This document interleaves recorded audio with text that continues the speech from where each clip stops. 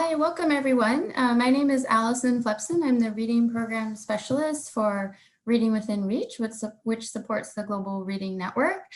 Thank you for joining us today. I know for some of you it's early morning and we have people all the way in the evening their time. We appreciate that you took time out of your day or night to join us for what is the last webinar for Reading Within Reach.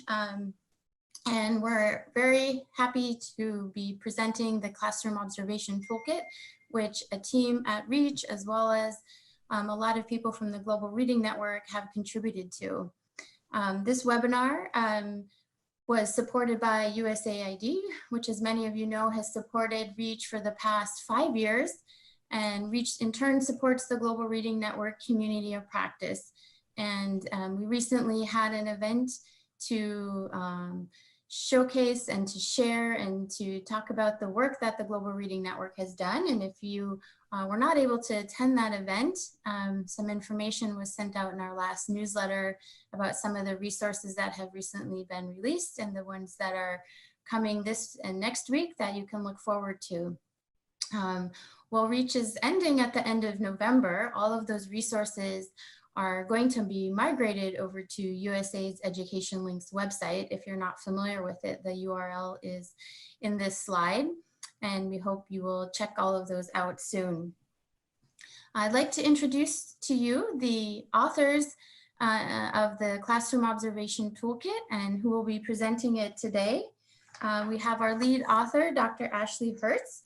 She is an education practitioner and technical specialist with more than 20 years of experience working on basic education quality improvement, mostly in limited resource contexts. In addition to her early career as a primary and middle school language arts teacher, she's held various technical advisory and research roles supporting early grade literacy and girls' education initiatives for a variety of donors, governments, agencies, and schools. Globally, including Sub-Saharan Africa, Latin America, and South Asia. Her area of specialization and passion is improving teacher quality and learning through school-based continuous teacher professional development in the context of literacy improvement initiatives. As Ashley is based in Bangkok, Thailand. As you can see, it's quite late there, so we thank Ashley for staying up to join us to share all of the interesting work that has gone into this toolkit. Ashley. We're joined also by Emily Kachikova. Emily is a researcher and project manager specializing in monitoring, evaluation, and assessment. From 2011 to 2018, Emily supported and managed numerous projects and studies while working at RTI International, where she coordinated the development and implementation of individual and group administered reading and math assessments, including school-based research and various qualitative research. Since 2018, Emily has worked as an independent consultant for a range of organizations and initiatives. This has included working with REACH to develop USAID's forthcoming literacy landscape assessment, supporting one of DFID's Girls Education Challenge projects, and evaluating USAID's inclusive education programming. Emily holds degrees in English literature and macro social work and is currently based in Durham, North Carolina. So many of you have probably seen me before on the webinars. As I mentioned earlier when we started, I'm Allison Flepson. I work as the reading program specialist for REACH. I have supported a variety of early grade reading initiatives and assessment work, primarily in Sub-Saharan Africa.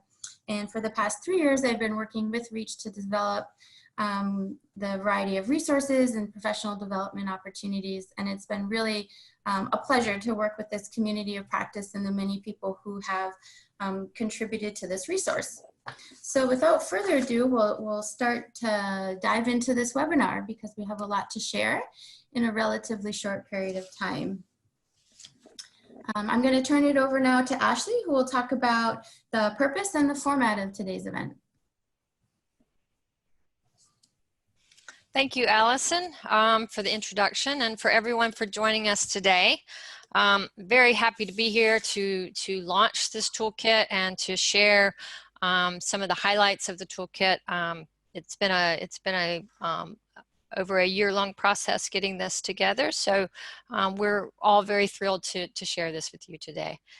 For the next few moments, I'm going to briefly share the purpose of the webinar and then hear from you a bit about what you hope you to learn from this short course that we're calling it. And then I'll share the format of the webinar and what we plan to cover.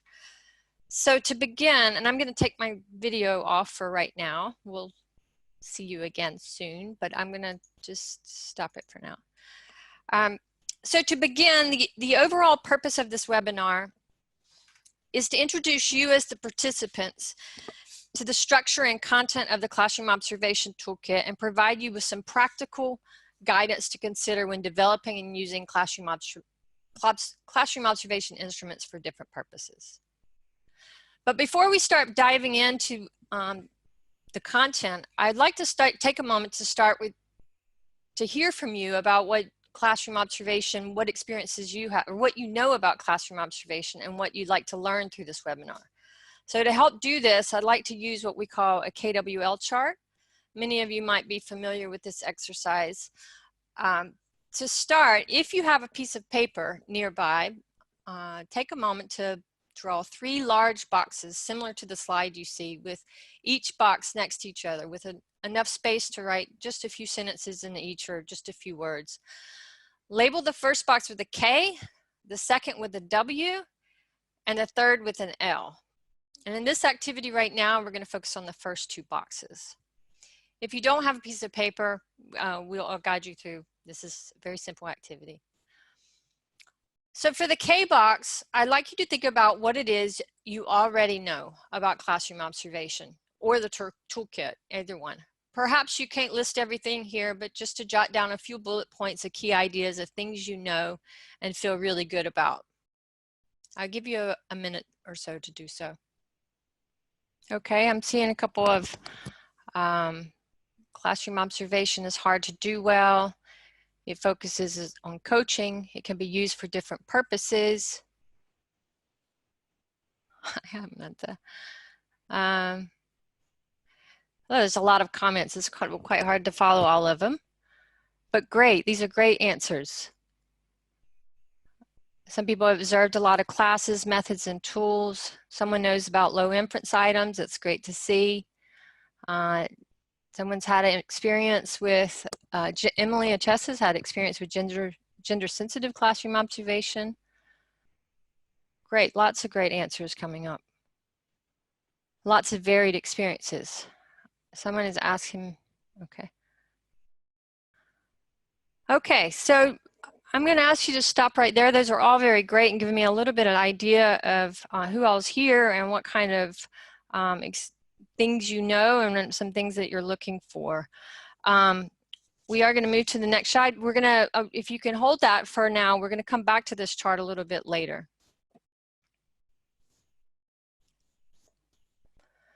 So now that you've shared and what you hope to learn today about classroom observation, I would like to share what we planned for today and hope that you'll be able to do by the end of the webinar. So by the end of this webinar, we hope you as the participants will be able to explain classroom observation, its different purposes and use, to be able to identify features to consider when selecting instruments, to reflect on and share experiences, and to be able to apply guidance to improve efforts on instrument development and adaptation, preparation of observers on instrument use, instrument administration, dissemination and use of results, and a few other planning considerations that we'll discuss. We hope this content will at least touch on some of the areas you hope to learn today. From what I could see from the chats, that there are a lot of people with varied experiences in different phases of these that we're going to be talking about today. This is a slide that should have come up earlier, and sorry for that. If you have questions or comments throughout the webinar, please do feel free to share. We will provide time at the end of each section for you to ask questions, but feel free to share at different points. Someone will be monitoring the chat box throughout the presentation. If you submit your comments to all panelists and attendees, which many of you have been doing in the Zoom chat box, the panelists and others will be able to see and respond. Okay, now we're going to just take you on a couple more warm-up activities to get you reflecting a bit more about those experiences that you just mentioned. We're going to take a little poll here. If Ashley, you can go to the next slide. And Gabrielle, who's providing our tech support, is going to bring up a poll here. And we'd like to ask, have you ever been observed while teaching a lesson? If you have been observed, we hope it was a positive and useful experience to you, but just trying to get you back in those shoes of what it felt like to be observed. And you can hopefully see the poll questions pop up and select yes or no, and then we'll move on to the next question. Number 2, have you ever observed a teacher and documented what you observed using a classroom observation tool?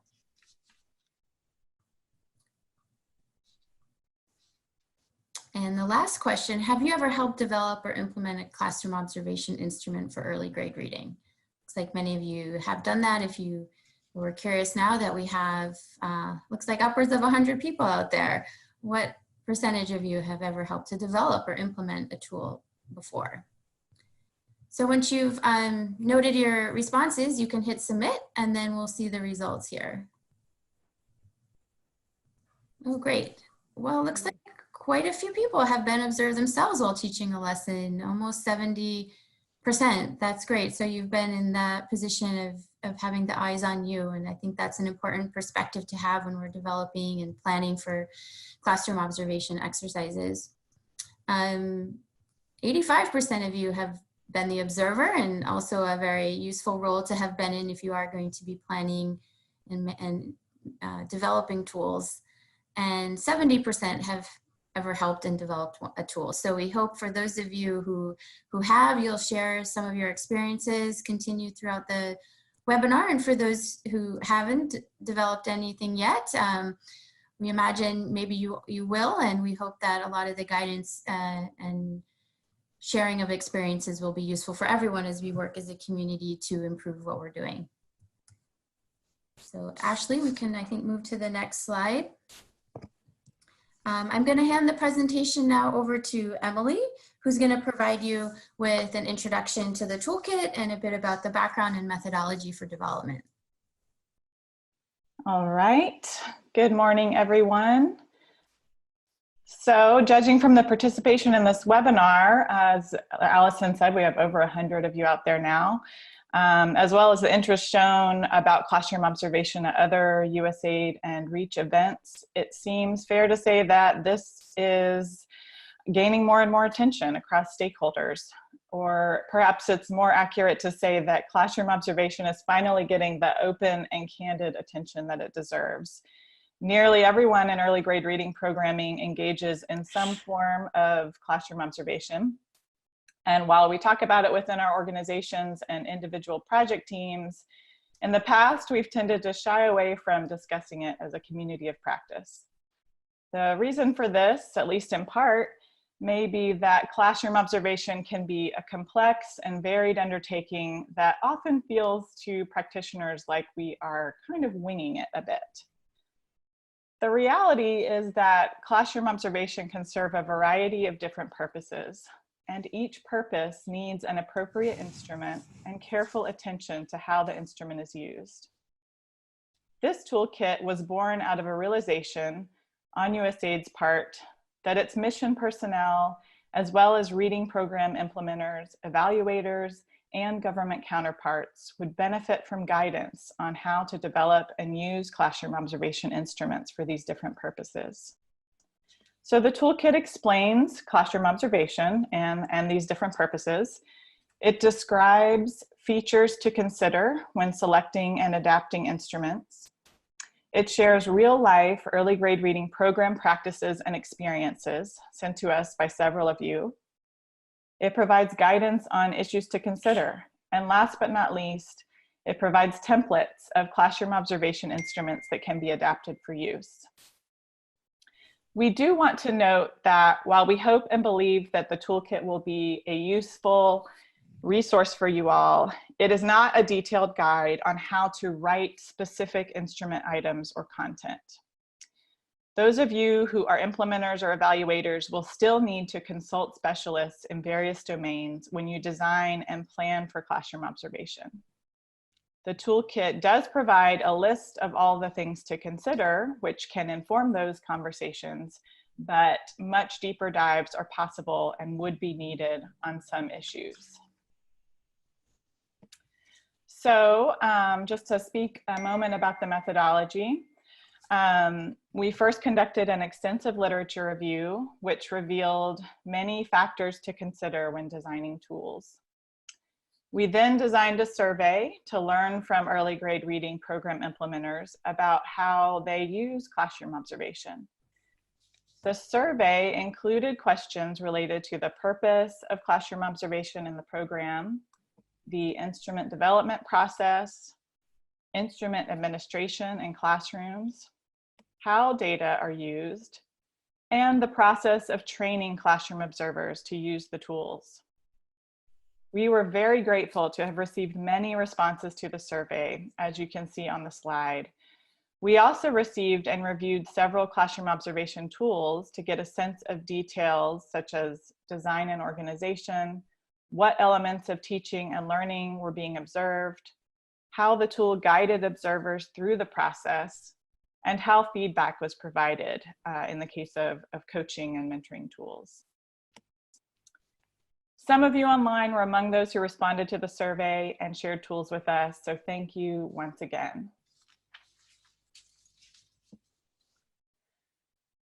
So what did we learn from this survey? The responses to the survey really serve to inform the shape and content of the toolkit. Although we generally knew that classroom observation was commonly done, we learned that purposes, processes, tools, and data use vary significantly across users. We also learned that the quality of the instruments varies quite a bit, and that overall, guidance is needed for making decisions about the instrument content and format in light of factors such as purpose, the capacity of those who will ultimately use the instruments, and the context for their use.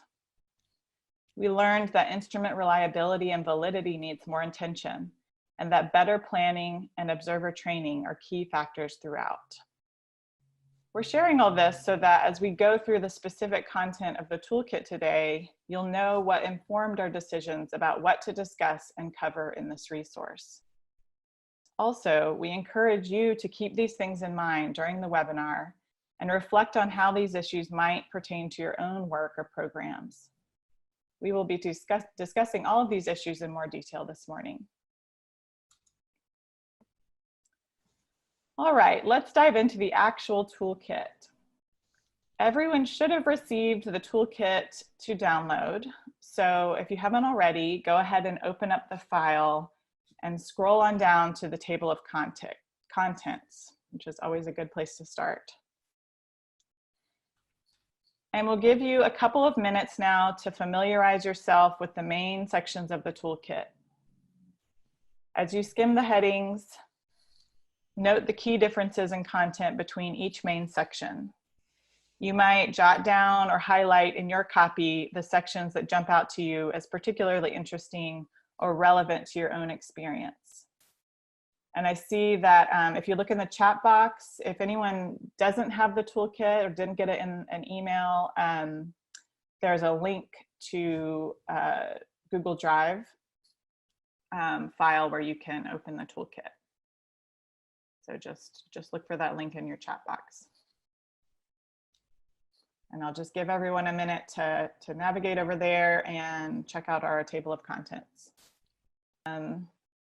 As you'll have noticed, the two biggest sections of the toolkit are understanding classroom observation and early grade reading program experiences and guidance. The first section defines classroom observation and goes into detail about its importance, the different purposes I referenced earlier, and key features of content and structure. Then we highlight the real program experiences so many of you shared with us. We highlight examples from practice, and we provide guidance on these various categories listed here. Then we close the toolkit with a summary of the key takeaways and a look to the future of classroom observation. And lastly, after a bibliography, we have a series of annexes that provide several instrument templates along with important considerations for each. One feature of the toolkit that came from the survey responses and resources shared with us is the several examples from practice boxes that you will find throughout the program experiences and guidance section.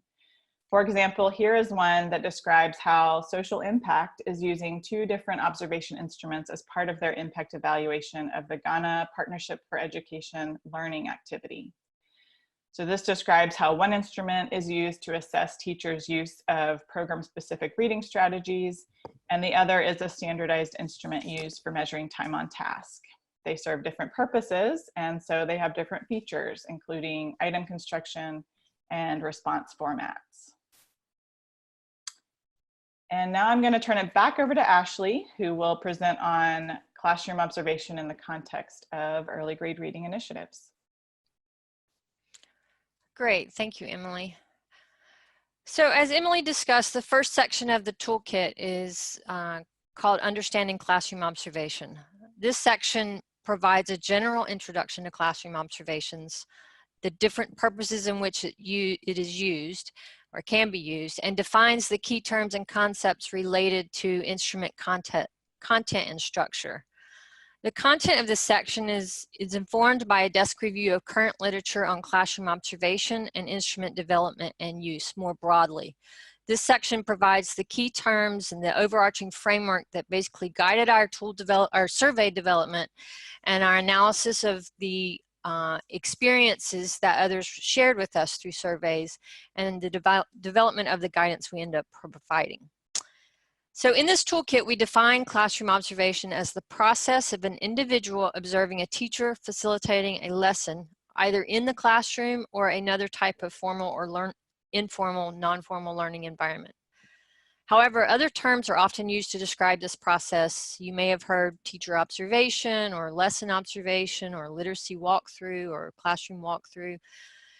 In the toolkit, we use the term classroom observation to kind of refer to all of those types. And we emphasize in the toolkit that the overall goal of any classroom observation is to improve the quality of teaching and learning in the classroom, while the purpose of conducting a classroom observation and the use of the information can vary. So in the toolkit, we unpack a bit several of the different purposes in which classroom observations can be used. For example, observations can be used to identify teacher professional development needs prior to program design. They might be used to support individual teacher growth through coaching. I noticed that some of you mentioned that classroom observation was used for coaching. Observations can also be used to help a program monitor implementation. Observations can be used to evaluate the impact of professional development on teacher behaviors and use of specific strategies. Sometimes observations are used to, through research, to generate new knowledge about teaching learning processes. For example, you might be interested in just exploring student-teacher interactions, and you are focusing on classroom observations to capture those interactions. Classroom observation can also be used to measure the quality of teaching at a system level, where you might collect data from a lot of teachers in different contexts to compare. And it can also be used to evaluate teacher performance, like a performance review for their employment that will help make decisions about promotions and salaries. In an observation, classroom observation instruments or tools are used to record what the observer sees in terms of teacher behavior, student behavior, resource use, and or the classroom environment itself. Instruments help focus the observation and gather information that can be used to help improve teacher practices and ultimately student learning outcomes. When we reviewed the early grade reading program surveys from all of you, some of you, we found that programs describe several purposes for using classroom observation in a single intervention. The most common purposes reported was providing support and feedback to teachers, mostly through coaching. That's individual support, monitoring implementation fidelity, or monitoring implementation of some sort, and evaluating the impact of professional development on teacher behavior, meaning that they were using them in using observations in evaluations. Other less common purposes that were reported in our survey, but equally important, are identifying teacher professional development needs prior to the design of a project or initiative, and generating new knowledge about teaching and learning processes through research. Our surveys also showed a lot of variation, and review of the instruments showed a lot of variation between instruments in terms of type and quality across programs and purposes. Some used the same instrument for different purposes. Some programs used a distinct instrument for each purpose, resulting in 3 or 4 tools within one program. As part of the guidance on Toolkit, we stress that when designing an intervention, it's important to identify the purpose of observation as an initial step, as this will inform the other decisions about what type of instrument you will need. This is really the very first step, is making sure that you understand the purposes, and not many of us are aware of how these different purposes impact the type of instrument that you will be using. Programs also need to consider how the program will use the information. For example, will the information that is collected be shared only with individual teachers as feedback to support their individual support? That would be in the case of a coach, where you're observing a teacher and you're giving feedback, and that information is between you and you as a coach and the teacher. Or will it be shared publicly to inform larger decision-making about a program or an initiative? These are all decisions that need to be made prior to any design of an instrument. When selecting or developing an instrument, there's no one-size-fits-all. Instruments will vary depending on the context, the observation purpose, and the information needs of the program. The context, the purpose, and information needs of the program, and the capacity of the observer. These 3 main factors directly influence the type of features and contents that will need to be considered when you're selecting, or maybe you're developing your own instrument. For this, we stress the importance of understanding the context, purpose, and observer capacity prior to any instrument development process. In the section on understanding classroom observation, and if you're looking through the toolkit right now, that would be between pages 8 through 12. We define the following key terms that must be considered: validity, reliability, item and response formats, instrument focus, instructional categories and observable behaviors, feasibility, and usability. So this section we really just basically define so that you have a good understanding of what these terms are before you go into the second sections on early grade reading program experiences. So for the next few slides, I will go through each of these to define these terms and share a bit of what we learned from the surveys on each of these. If you would like more description or follow along, you can look through pages 9 through 13 or 8 through 12. So instrument validity and reliability. These terms are important terms that need to be considered when developing a high quality observation instrument. These concepts are not unique to classroom observation instruments and are important to consider when developing or adapting any type of data collection instrument that will be used to collect data that can be compared. So if you're comparing data across teachers, schools, districts, countries, it is very important that you consider both of these.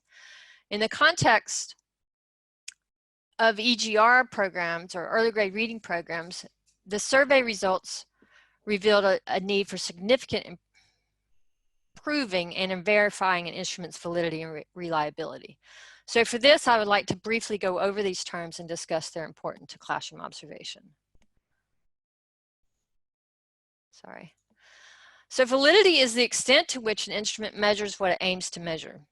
A valid instrument is one that consists of instructional practices and behaviors that have been tested and proven to lead to student achievement in the setting where it's being used.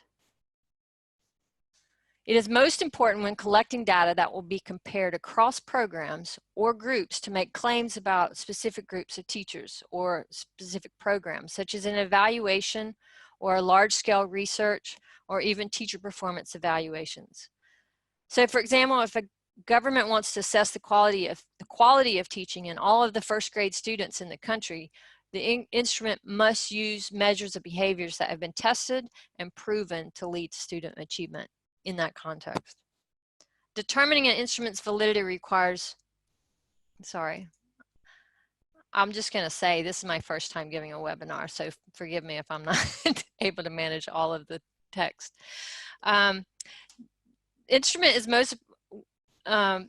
Determining an instrument's validity requires rigorous statistical testing conducted by measurement and subject matter experts who compare results with the theories.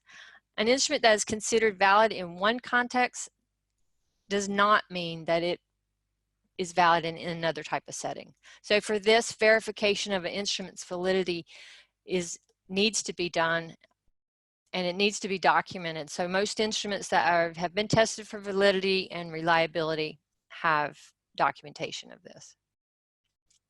In the context of EGR programs, using an instrument that is valid would be most critical for observations used for evaluation purposes, and in some cases research purposes, depending on the purpose of the research. For other purposes that you might be using classroom observations, such as supporting individual teacher growth through coaching, and sometimes even monitoring your program, validity testing and verification may not be as critical, but should still be informed by what we know to date as evidence-based instructional practice and behaviors that have been proven to lead to achievement across multiple contexts. Again, whether the instrument requires validity testing and verification depends on the purpose of the observation, what type of information is collected, and how the instrument will be used. Reliability is the extent to which an instrument consistently measures what it aims to measure.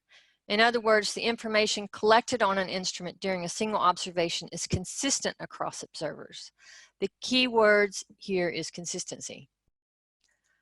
To determine an instrument's reliability also requires rigorous testing, statistical assessments, and piloting. Similar to validity, it's important to keep in mind that even if an instrument is reliable in one context, doesn't mean it is still reliable in another type of setting. So this too must be verified within the setting it will be used. While there are different types of reliability testing that can be done, the toolkit highlights the importance of inter-rater reliability testing on instruments. And what I mean by inter-rater reliability is which we also refer to as IRR, refers to the degree or extent to which a group of observers scores a given item the same. So how consistent is the scoring between two observers when they're observing the same classroom? IRR assessment typically occurs during observer training on the observation instrument. So when you are training your observers on an instrument, ideally you need to be having an assessment of those observers of some sort. Preparing observers to record reliably requires extensive training on the instrument, multiple opportunities for practice, and an observer assessment for IRR. This often can be done through the use of videos or through shared pairing of going to watch the same observation and then comparing the scores when they come back. Training that results in high IRS assessment scores are more likely to collect data that is reliable. And I believe some of you mentioned the reliability being a challenge, or at least the surveys have mentioned this. So the important thing here is around training, making sure that you are assessing your observers for IRR. Results of the survey did suggest that reliable scoring was a challenge. While this can be related to observer capacity, as many programs reported, this can also be done due to a poorly developed instrument. We often say it's because the observers, or the ones who are using the instrument, cannot use the instrument because of their capacity. But this can also be our own fault because we've not developed the instrument correctly, or we've not provided adequate training, or we did not assess our observers as part of the training. So for this, we need to make sure we do a better job of bringing on the right people who can help select or develop a high quality instrument that is more likely to get high IRR results. And you need to pilot that in the setting in which it will be used and properly prepare the observers and assess them for inter-rater reliability. Though it's a required practice for evaluations to document evidence for both reliability and validity, we encourage programs to document results of the validity and reliability testing for other purposes and reports where relevant. I'm going to just stop there for a second because I'm not able to really follow the chat, and just want, if there's an opportunity to flag something, that if there's a key question. Otherwise I will keep going. We'll come back to some key questions later. Ashley, we had a point brought up just about the nature of classroom observation and assessment, and sometimes the utility of linking them to help provide some information about the relationships between the two. If you'd like to comment on that.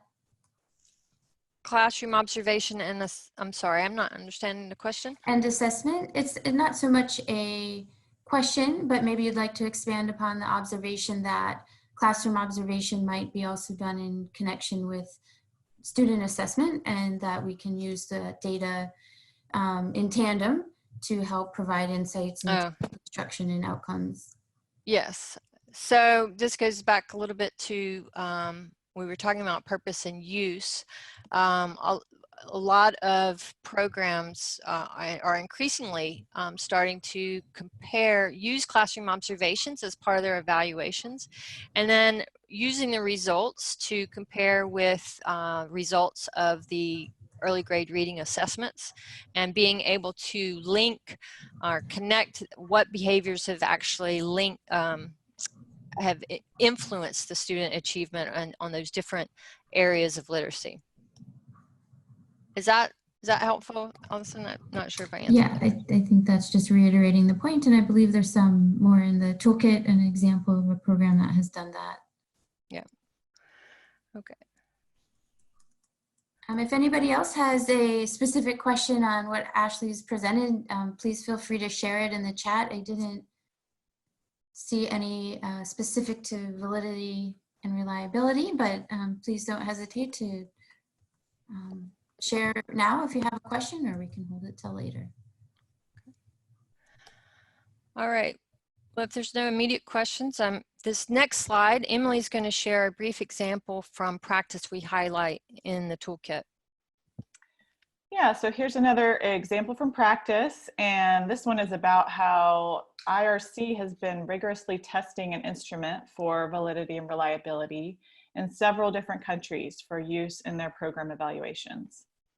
This tool is referred to as the Teacher Classroom Observation, or TCO, and is being used and tested to measure and compare the quality of teaching practices as well as the quality of implementation across IRC programs. And as it turns out, you can learn more about IRC's work tomorrow. The Interagency Network for Education in Emergencies, the INEE, is hosting a webinar on the soon-to-be launched Middle East, North Africa, and Turkey, or MENAT, measurement library. And I'm going to paste a link in the chat window. Oh, Allison and I were on it at the same time, so you have the link there twice. So check that out, and you may be able to learn more about this topic and more tomorrow in that webinar. And so in the next few slides, we'll discuss factors you might consider during instrument development to improve an instrument's potential for IRR. Great, thank you. I'm seeing a comment from Lisa Easterbrook on the difficulty of measuring IRR for instruments that are binomial, which are yes-no, binary, versus instruments on a Likert scale. I'm actually about to talk about item and response formats, and hopefully this will address some of those questions.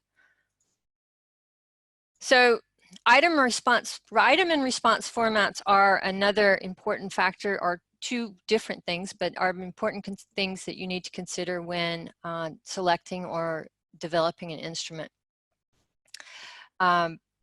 Decisions about what item and response formats is most appropriate for your context will depend again on the purpose and information needs that you need as for your program, and most importantly, the expertise and skills of the observer. To briefly define, items are the individual questions or statements on the instrument that are the specific actions, behaviors, or processes being observed. So for example, teacher has a lesson plan. These items can be either low inference or high inference, depending on the purpose of the instrument and the level of judgment the observer must make when recording information as well as the purpose. So the items are the content that you see on the instrument and what it is that the observer is trying to observe. Just to give you to unpack a little bit what low inference and high inference items, what the difference is between the two. Low inference items are statements that are distinct, observable, and do not require an evaluative judgment. For example, if a teacher has a poster with behavioral expectations displayed on the wall, if that's the example in the instrument, this is one specific item that the observer needs to look for. It does not require expertise to be able to identify whether there is a poster on the wall that has behavioral expectations on it. So low inference items can help an instrument to have more reliability because they're very, very distinct, they're very, very specific, and anyone with any level of expertise should be able to identify whether that behavior happened or not. High inference items, on the other hand, are more subjective, and for this requires observers to make an evaluative judgment or some level of judgment. For example, in the example I give you, behavioral expectations are clear for students. Well, what does it mean to be clear? So that would have to be defined, and that observer would need to know how to score whether it's clear or not. So this item is a bit more difficult to know right off without some understanding of what it means for behavioral expectations to be clear. I've been in classrooms for many, many years observing. I have some idea what that might mean, but if I'm creating a reliable instrument, a reliable instrument needs to make sure that everyone knows what that term clear means and that we're all on the same page. So for this, high inference items require an instrument with clear criteria on how to score an item and the observer to have expertise and skills to be able to make that kind of judgment. So of the instruments we reviewed for the survey, most included some combination of both low and high inference items. But many instruments there were a lot of instruments with high inference items. While high inference items can allow for more nuanced and detailed information, this is why we like to use them, that might be more helpful for a program rather than just knowing did the behavior occur or not. The instrument might not collect the most reliable data if the instrument does not have clear scoring criteria for each item and the observers have not been properly trained to use the instrument and there's not been a proper IR assessment. So in terms of guidance for item and response formats, developing a high quality instrument with high inference items requires more expertise, time, and resources of both those who are developing the instrument as well as those who are using the instrument, and thus require more time and resource. For these reasons, the guidance provided in the toolkit, we suggest a lot more low inference items for most of the purposes, particularly when observer capacity and time and resources are limited. However, the type of items selected really depends on the program, the context, and most importantly, I think, the observer capacity. Depending on whether you use low inference items or high inference items can also influence what type of response format you use. Response formats are the way in which information for each question or item is recorded or documented. So to go back to my example, the teacher have a lesson plan. How are they going to respond? Is it going to be a yes, no? Is it going to be a scale of some sort? So response formats also depend on what the instrument aims to measure. So examples of some common formats include the checklists, rating skills, and time interval sampling formats. I'm just going to take a second to go through Checklists provide the observer a choice of 2 responses, such as yes, no. In this format, the observer simply checks whether a specific teacher behavior is observed or not. Did the teacher have a lesson plan? Yes or no? Was there a chart displayed on the wall with behavioral expectations? Yes or no? For this, low inference items, to stress again, are distinct observable behaviors. Some instruments do choose checklists with yes, partially, and no. This can help collect more nuanced information because maybe maybe they had some sort of chart and it was halfway and it had behavioral expectations written on it, but it didn't have anything listed on it.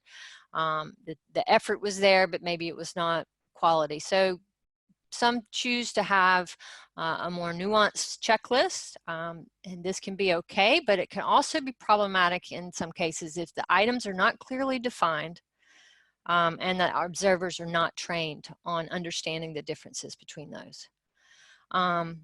So we do provide templates. I'm going to talk about these a little bit more, but just to reference, there are several annexes that in the back of the toolkit that have instruments with low inference items and binary response formats, checklist. We also, another example is, here's the example, sorry. Rating scales are formats that use a range of numerical numbers for scoring responses or text responses. So what I mean by numerical, they either have 1 equals never, 2 equals sometimes, or 3 equals always, something to that effect, or a descriptive text response, which might be never, rarely, sometimes, frequently, and always. The rating scale format allows the observer to be able to rate the frequency sometimes or the quality of specific items observed in the classroom. This requires the observer to make a judgment using specified criteria on a rating scale. So here's an example of a rating scale. Another type of response format is the time interval sampling. This format allows for observer to record specific behaviors or processes and the frequency of those behaviors in a specified time interval.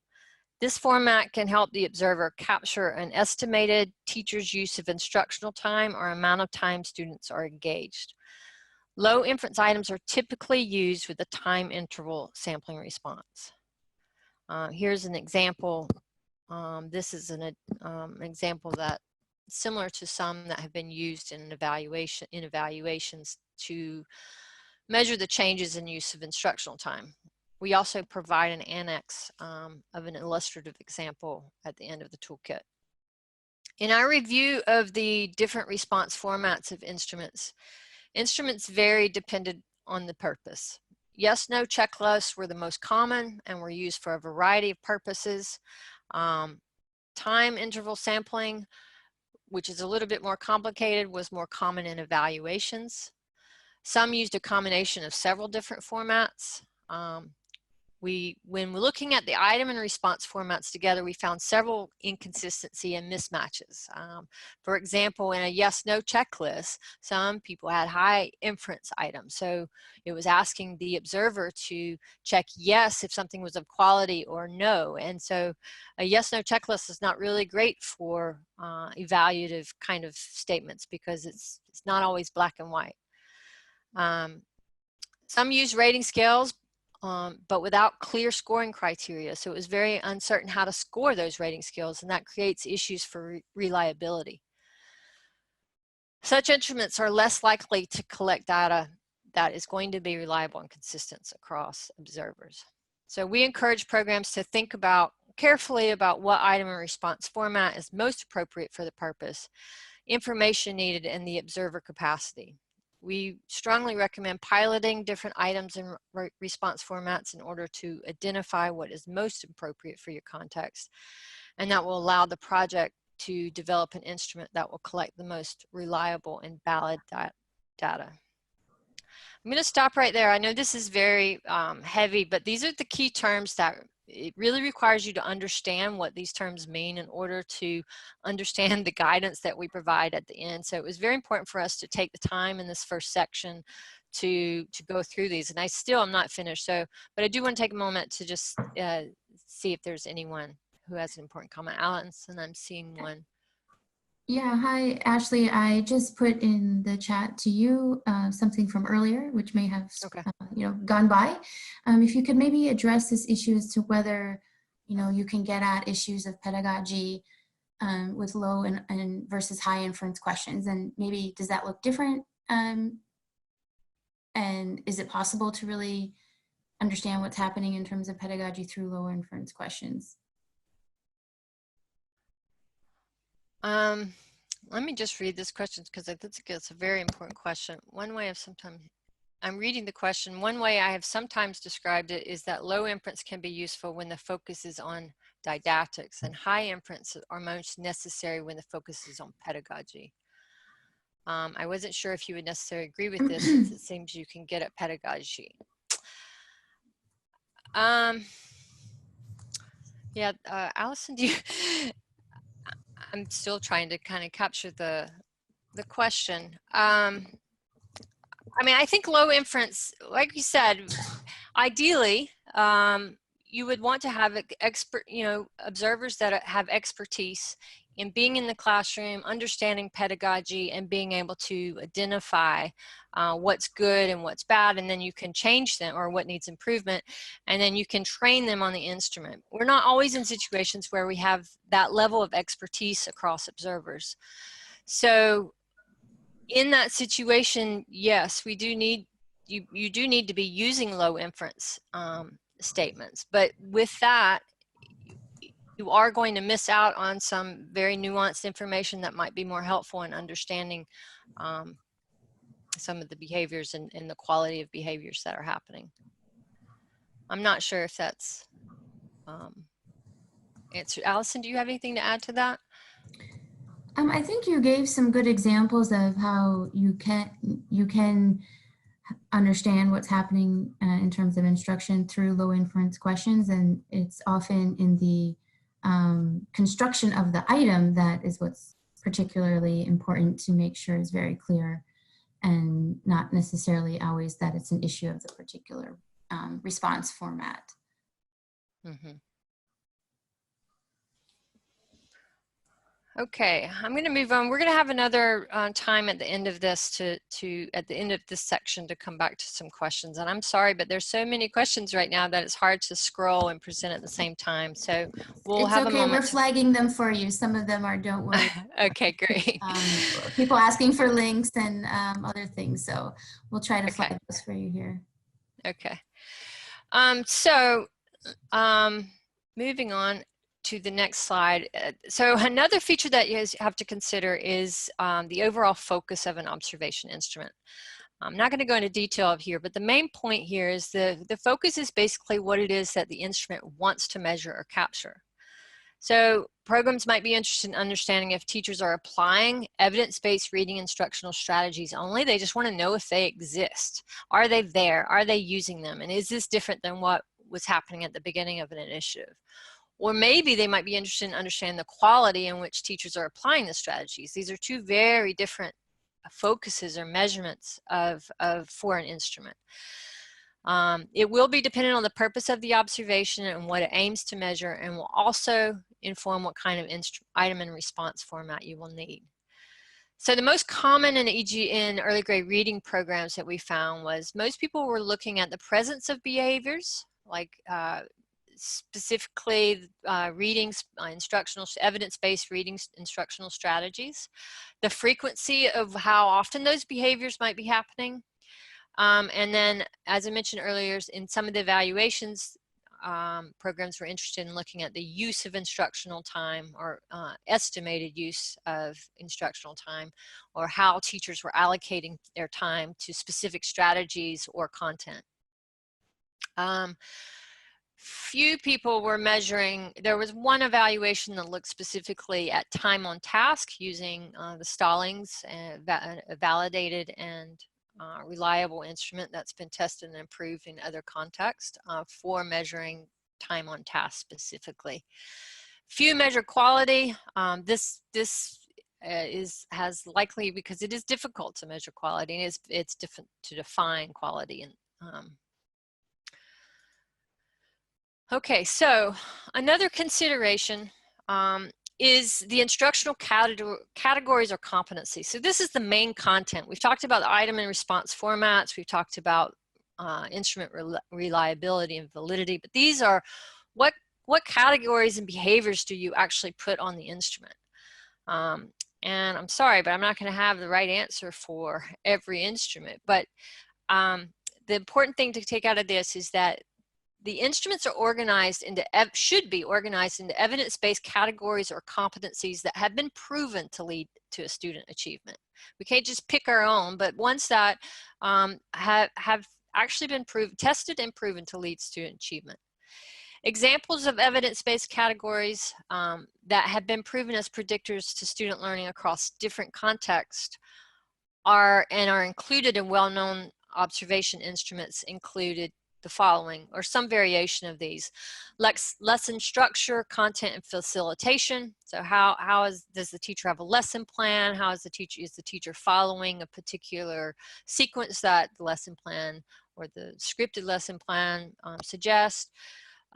Classroom management, physical classroom environment, classroom culture, student participation engagement, checking for understanding, and feedback. These are all categories that have been proven to lead to student achievement in many contexts, but not all. And not necessarily all within the context of a lot of early grade reading programs that we're working in are focused. The important thing to consider is that classroom observation instruments should consist of categories that have been proven for the setting you are working if possible, and that each instructional category consists of behaviors that can serve as indicators of success. So I just want to highlight quickly, you have categories, and then within those categories, for example, classroom management, you have specific behaviors that may be relevant to your context that would actually demonstrate that the teachers had some proficiency in managing their classroom. Or for example, you might have on feedback, what are the specific teacher behaviors or student behaviors that you'd want to see that would give you some indication that that teacher is using feedback in her classroom regularly. Okay, finally, the final consideration. Instrument feasibility and usability are also important factors to consider. Feasibility refers to the potential of a classroom observation instrument to be used appropriately and effectively given the purpose, the scope of the instrument, the context, observer capacity, and the time and period in which the observation will be conducted. So for example, an instrument with many high inference items might be feasible in a context with observers with a certain level of knowledge and skills, but it might not be feasible in another. Or an instrument appropriate in one context might be too difficult, too costly, too lengthy when used in a different context with a different budget, different observers, or a different amount of time.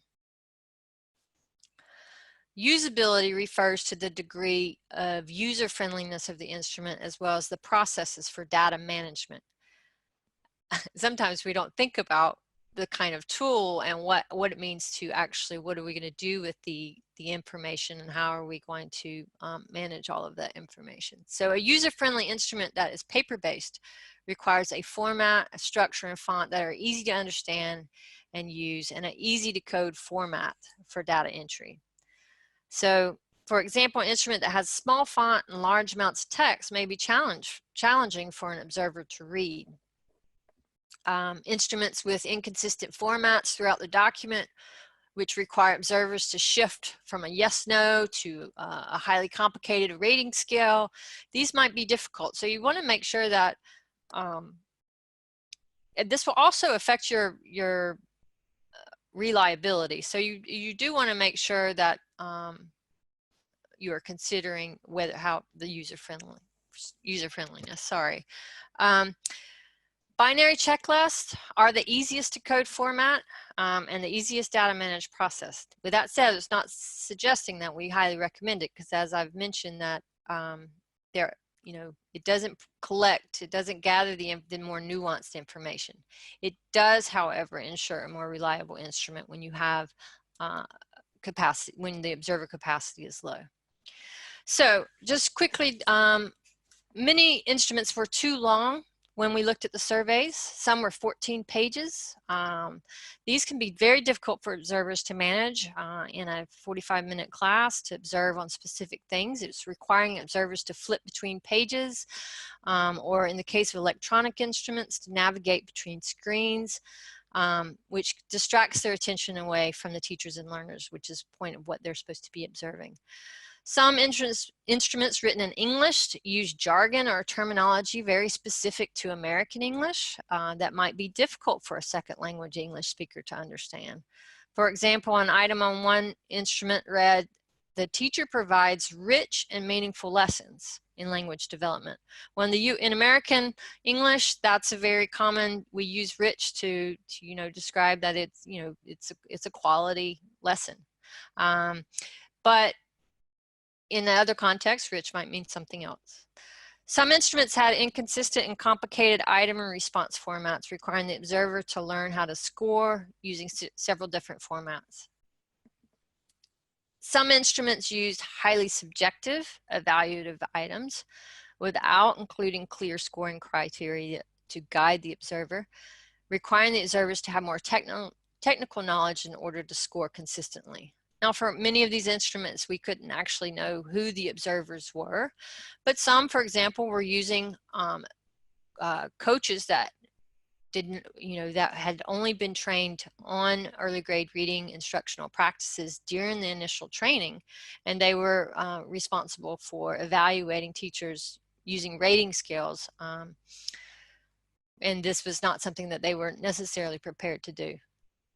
So when selecting or developing an instrument, always keep in mind the skills and capacity of the observers at the forefront of your mind all the time, as well as the cost and time required to administer the instrument. An instrument that is too lengthy may not be feasible to implement within the period of a single lesson observation. An instrument with evaluative rating criteria may be too difficult for observers with limited experience in pedagogy and may require additional training time and cost. So keep it simple, keep it consistent, consider the format, the font, the language, and the sentence structure of the instrument. The format should be very clear with font and spacing that's easy to read. Try to avoid having too much text on one page. Be consistent with the item and response formats we discussed as much as possible to make it easier for the observer to score. Switching from a binary response in one section to a rating scale in another section and then a different type of rating scale in another makes it very complicated for the observer to just learn how to use the instrument.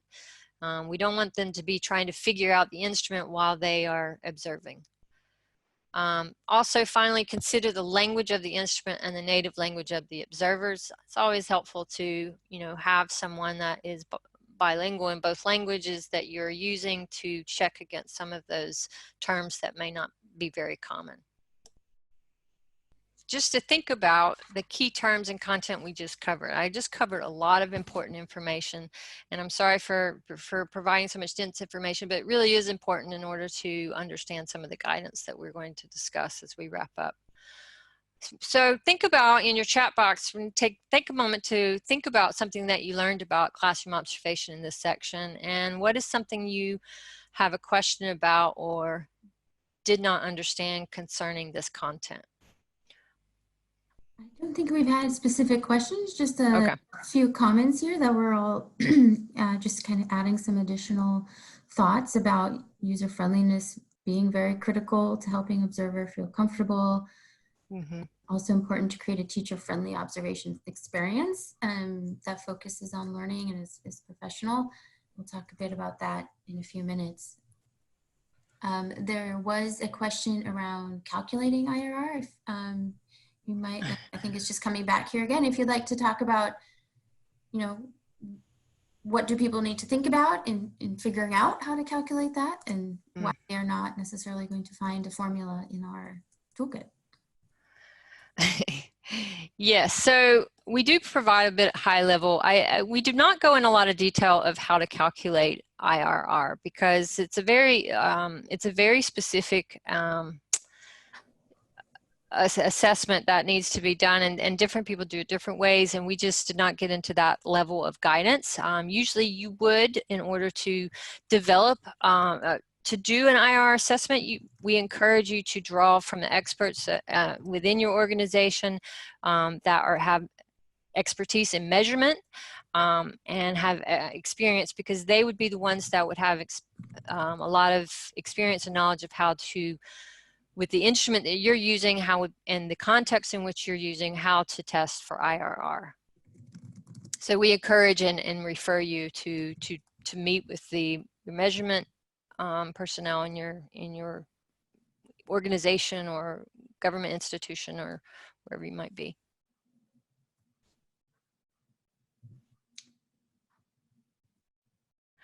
Someone mentioned on calculating IR on yes/no items.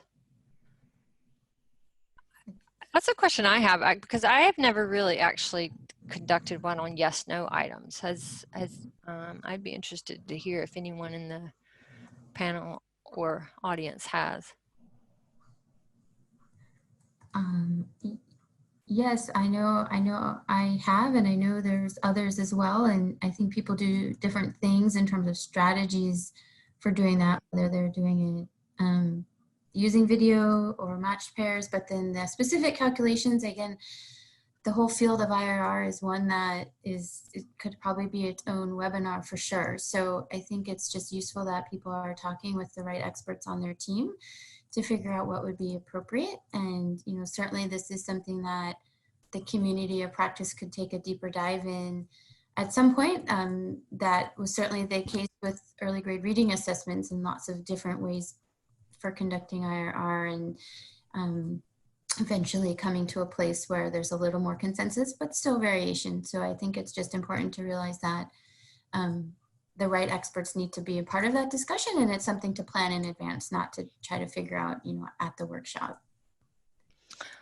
Yeah, I just want to clarify, because I'm sorry, I didn't mean to say that. I'm not sure of IRR. I was specifically talking about with yes/no items, because if you have a really good yes/no item with low inference statements, and when I mean, just to repeat, a low inference item being something that's very distinct and observable,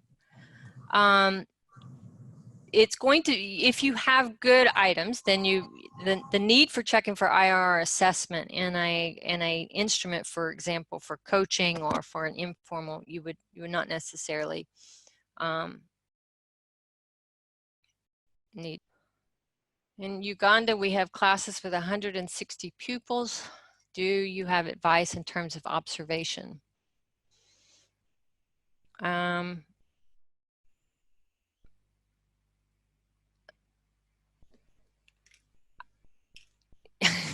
Yeah, I'm sorry, I'm reading. Allison,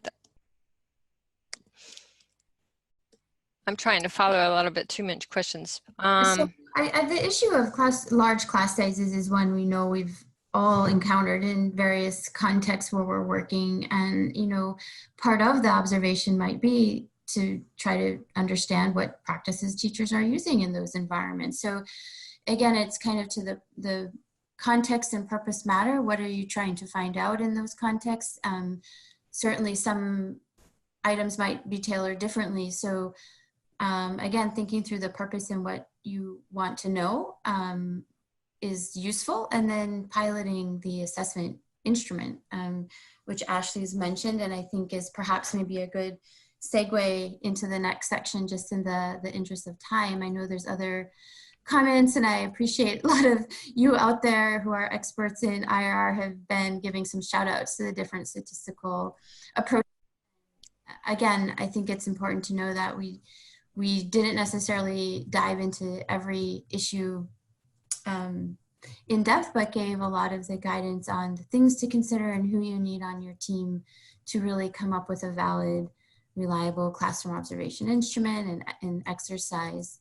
So Ashley, I think I'm going to ask you if you could just advance the slides now to get to our last section, which does focus on that guidance. Okay. And if you can move to the next slide. So as Ashley said earlier, Emily, the toolkit is structured into providing an overview in all of these key issues, and then thinking about all of those issues, formulating some guidance around classroom observation tool development, and really about the whole process, because while we certainly want to focus on the tool, it is a process of figuring out what you want to do and how are you using the data. And as one of the, Elisa said, thinking through your protocols for your classroom visits. So the first important thing, as I just mentioned, is identifying the purpose of the observation. That's going to guide and inform so many of the decisions about all aspects of instrument development and use. As Ashley's talked about, the format of your questions or your items and your responses, what is the focus of your instrument, what categories and behaviors. And Ashley, you can just advance to that first bullet point there. On table 2 of page 18, we list all of those observations and some various considerations related to them.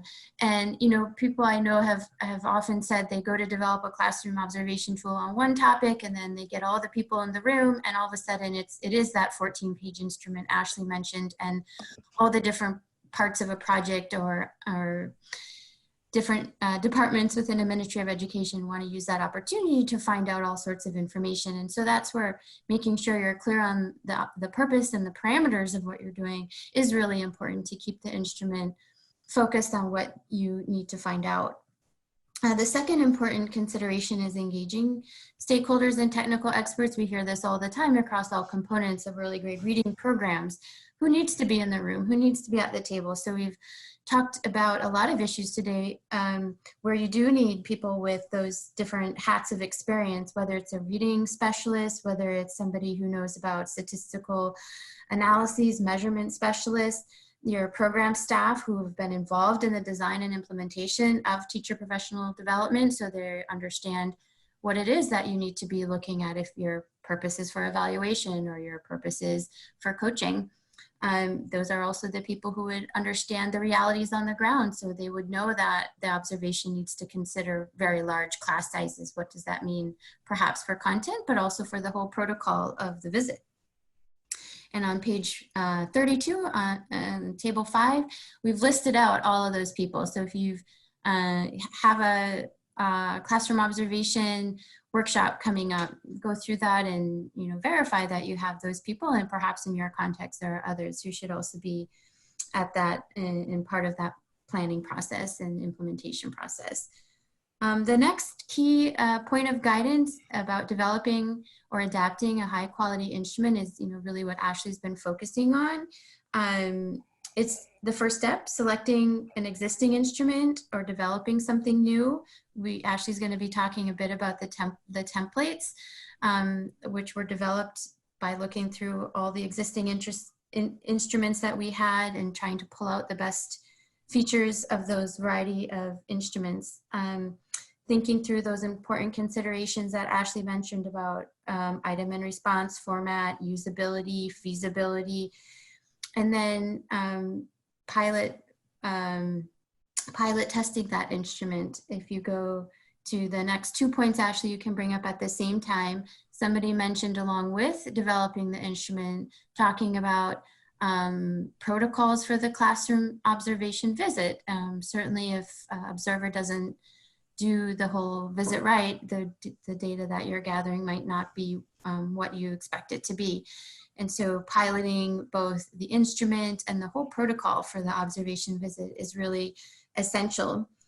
Thinking through the instrument development process as really iterative, that you can even begin field testing certain items and then going back and workshopping some more to figure out if those items are appropriate for the context and the observer capacity, training a small cohort of observers to do the pilot, so that you're also, in addition to verifying the content and validity and reliability, you're also assessing the feasibility and usability of the instrument for the observers.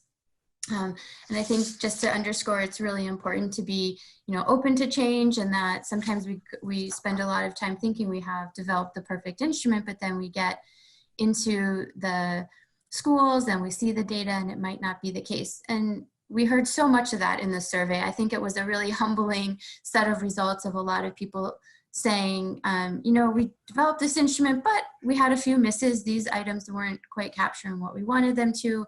Our instrument was too long. It was sometimes too difficult. And there were certainly positive experiences as well. So leaving sufficient time to pilot, but then also to really carefully review the data from it and to go back and make adjustments that are needed. So on the next slide is a couple more of these considerations, underscoring really that importance of training and support to classroom observers. We've mentioned that in a lot of the contexts where classroom observation is being used to support early grade reading improvement, the capacity of observers might be lower than it might be desired, and that we, that's the reality, and that we have to plan for training. So both allowing time for planning for the training, that it's really important to have good facilitators, good training materials, having videos that can be used, that can be developed for the context that show teachers in an environment teaching, so they can be used during the training for observers to practice. Aligning the instrument, the training to the instrument, also is really key, providing so many opportunities for observers to practice. So it's a very hands-on training, and then that we're assessing inter-rater reliability multiple times to see if there's improvement, to see where additional support is needed. And that gets to another point about ongoing training and support. Some survey respondents noted that training is not just one and done, that if you are using classroom observation for monitoring, or you're doing it again at an end-line assessment for evaluation, or even coaches, they all need ongoing training and support. So to plan for multiple opportunities for training of observers. And you can see some more guidance on page 35. The next guidance point on planning for instrument administration. We didn't talk about this a lot, but there's some more discussion in the toolkit on identifying what's the appropriate medium for your instrument. Is it paper? Is it an e-version? Is it some combination? How to think through some decision making on that. And there's certainly been different experiences, and we highlight some of those in the guidance tool. And thinking through again about the frequency, how often do you need to do it? Somebody earlier in the webinar mentioned, do you notify teachers in advance, and when would you do that, and when might you not want to do that? So there's a lot of planning, and so many of you indicated already you've done this, and you can certainly share some of your other recommendations around this issue. But there is certainly more to read about on page 35, where we talk about things to put on your work plan as you plan for going to the field to do observation. And last but not least is the whole issue of disseminating and using the results. Obviously, a lot of time, effort, and money is going into developing observation instruments and conducting observations, that we want to make sure we use the data. And we didn't have the access or necessarily time to look at all the results from the instruments we saw. But there was a sense from respondents that we're not necessarily using all the data we're gathering. We're putting so much effort into that end of it. But how are we using it, and planning in advance for that, and who is going to communicate that information, and to whom, and how are they doing it? So just to underscore, that it's the end, but needs planning at the very beginning. I'm going to just go to the next slide, which also lists some other resources relevant to classroom observation. And you can jot these down, or we'll also send you a link to this presentation after the event, that were produced by the Global Reading Network, also the ECCN network, that relate to classroom observation. So thinking about it in the context of coaching. The forthcoming Literacy Landscape Assessment Toolkit, which many of you may have heard about at various events, which thinks about how do we understand our context, and observation is a part of that. And a couple of other ones. So if you're looking to take a deeper dive into one issue, somebody did mention some issues around, how can classroom observation be used to understand issues related to gender equity or conflict and crisis context. And we certainly mentioned those in the toolkit, that's part of your purpose and what the focus of your instrument should be. And we have some guidance and also point you to some resources in the toolkit. So Great. We have about 5 minutes left, so we'll just Okay. sharing with you some information about the templates and and then we'll close. Okay, so in the annex, we offer 5 instrument templates, each representing a different observation purpose. The categories and behaviors that we use are informed by other instruments being used in EGR and early grade reading programs that represent what we know to date as best practices. We know them. But I just want to be clear, these instruments have not been tested and validated. These are meant to serve as examples of item and response formats that we've gone through, and examples of low inference and high inference statements. So these will be very useful for you as a guide, but want to emphasize these are starting points for further context and program specific adaptation. They're not to be used off the shelf. Each template includes examples only, and you need to consider the observer capacity and instrument validity and reliability depending on your purpose for instrument focus. And we do provide prefaces for suggestions for use as well as for adaptation. These are very useful to look at because we didn't talk a whole lot about the differences between each of these, but for example, the coaching instrument is very different than how you might use for an instrument for other purposes. So just to quickly show you some screenshots, we provide one on teacher needs assessment, which is an example of a yes/no checklist with low inference items. We provide a coaching tool, which is a little bit different, but has a yes/no checklist with space for evidence.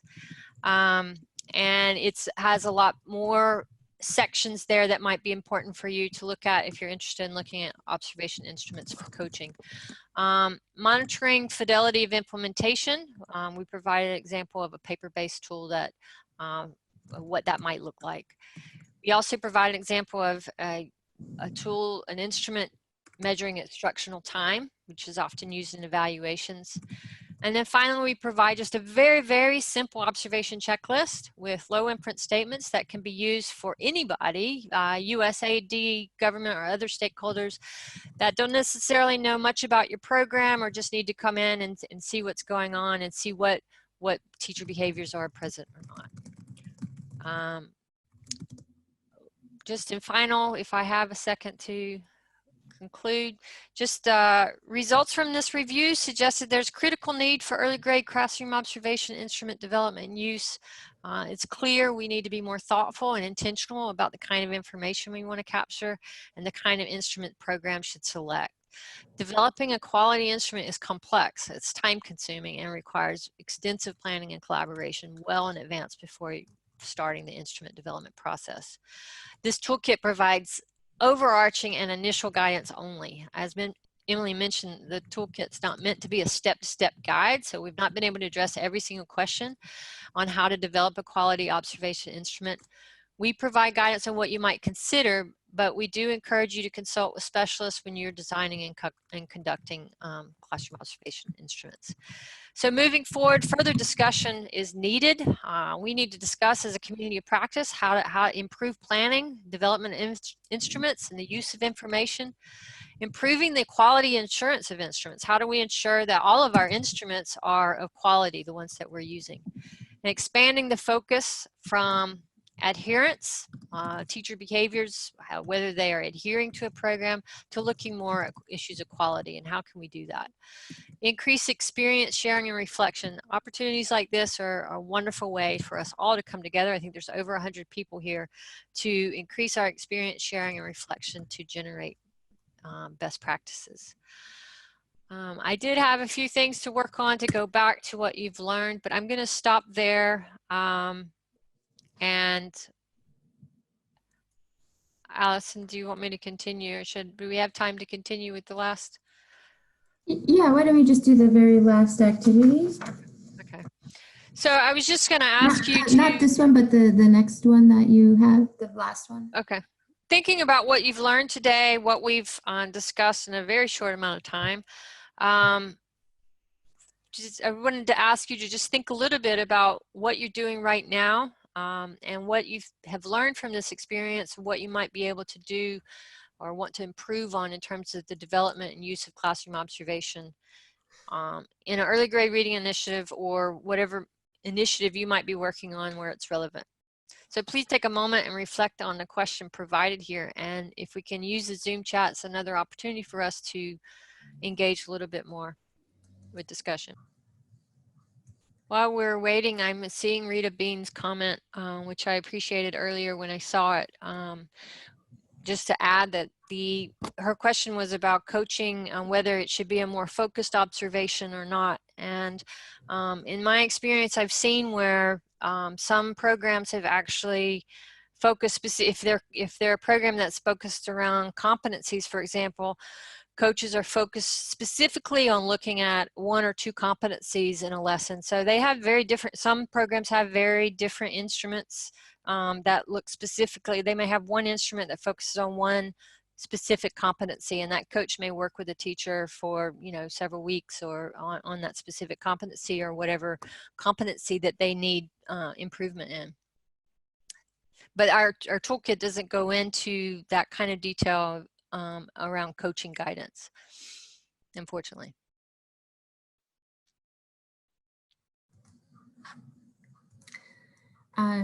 Well, thank you. I see a few more people sharing. We're happy that, you know, this has led to some ideas on what you could start doing today or tomorrow, even perhaps in your own projects. And we hope that once you read through the toolkit, you'll get some more ideas on how to improve the process and outcomes of classroom observation. So Ashley, if you just want to go to the next slide. The toolkit has just been posted to the Global Reading Network's website. You'll get a link directly to that in your inbox soon after the webinars. And as I mentioned, since the REACH initiative is coming to an end at the end of November, though, all of our resources are going to be transferred over to USAID's Education Links website. So some actually are already there, but they will find their way there in the next few weeks. Thank you everyone again for joining us for our very last REACH webinar, and certainly though we hope to continue the conversation and in other ways. So thank you again, Ashley. Yes. And Emily. Yes, thank you everyone. Appreciate your time. Yes, thank you. Bye-bye.